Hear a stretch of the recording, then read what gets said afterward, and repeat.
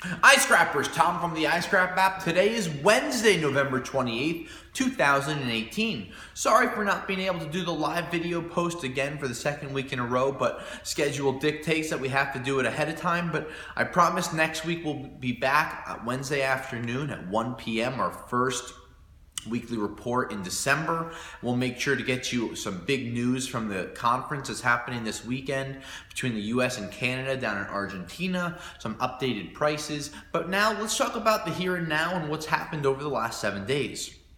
Of course, you can always post your comments below and let us know what you're looking to learn about the scrap metal market. We've had a couple of questions come in that we're going to address throughout these reports today. We also have a couple more video series that we're going to start popping out on top of our Saturday weekly reported prices and a few other things that we've been working on. But first, we're going to go right after the copper prices. The last week or so has been a little weird. You know, we had Thanksgiving in there and a shortened trading day on Wednesday. So we had a short trading day Wednesday, no trading Thursday, limited trading Friday, and when we came back on Monday, we started to see the prices slip.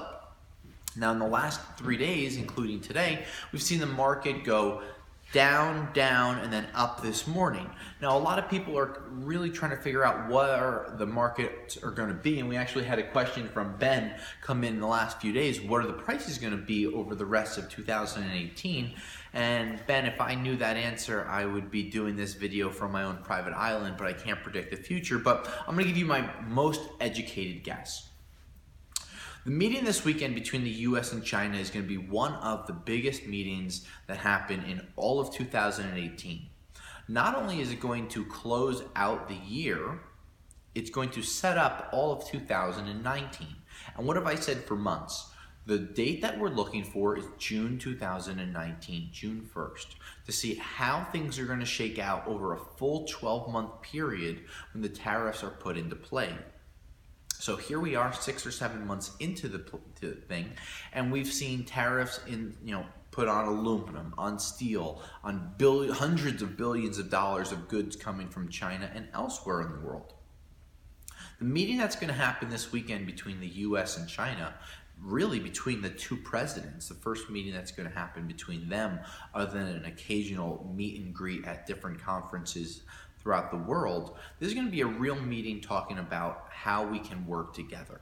Now, on Monday, I'm going to tell you one thing that's going to happen. We're going to see a massive jump or a massive decline in the copper prices.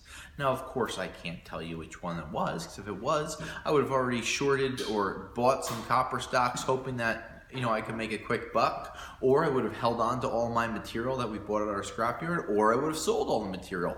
I haven't done any of those things because we don't know where this meeting's going to go.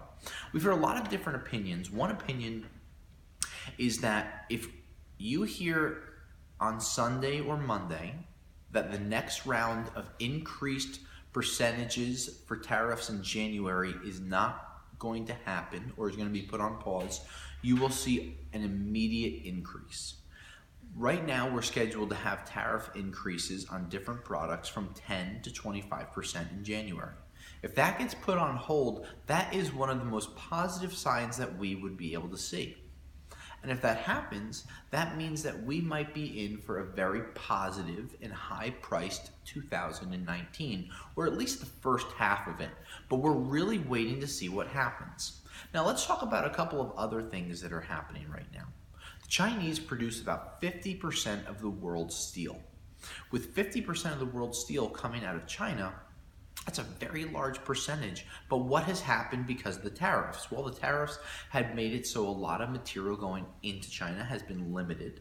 They've been forced to use more iron ore, which costs more money, creates more pollution, and takes more time to refine and make new cold-rolled steel. So a lot of the material that was going there isn't going there anymore, is staying in the US and going to other places throughout the world, such as Turkey, Indonesia, parts of Canada, and parts of Europe.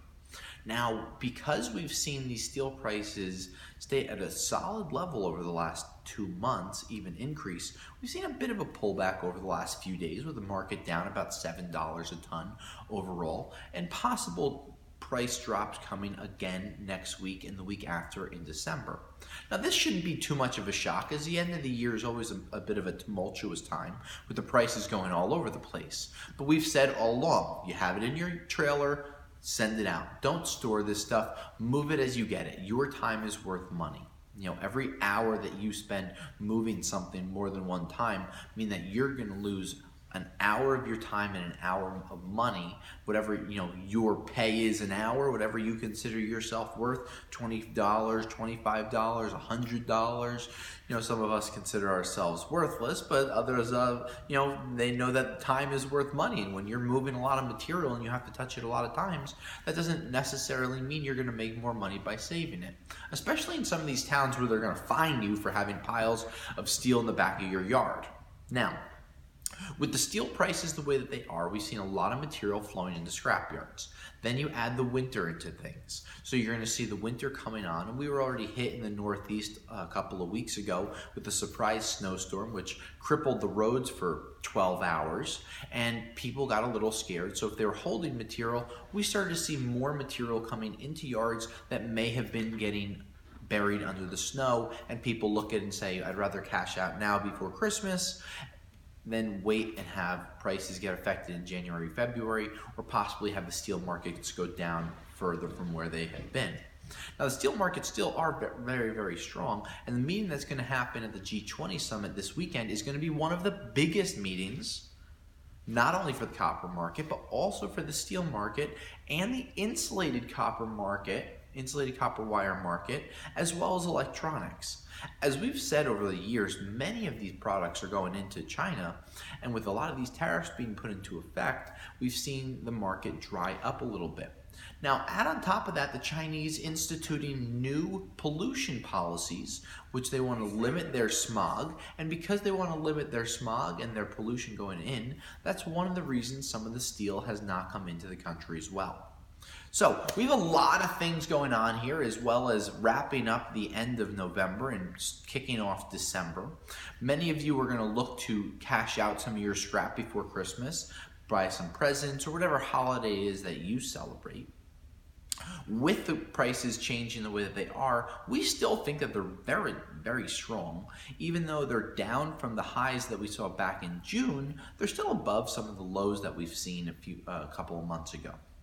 Steel prices are near or at 2018 highs, so we suggest selling the steel that you have, knowing full well that you might have an opportunity lost because the markets are going to go up, but at least you're cashing out where the markets are strong, and most of you are getting a lot of material in and you're flipping it relatively quickly, as we've seen in our social media groups, our emails, our reported prices, and just talking to customers that are coming to our scale. So let us know what you think for the rest of 2018. We are so interested to see what happens at the summit next week, but we're really interested to see what happens from that domino effect. Today is Wednesday, November 28th, 2018. We apologize for not being live, but we promise next week we'll be back rip-roaring at a live at Wednesday, 1 p.m. Eastern Time. Until next week, iScrappers, I'll scrap you later.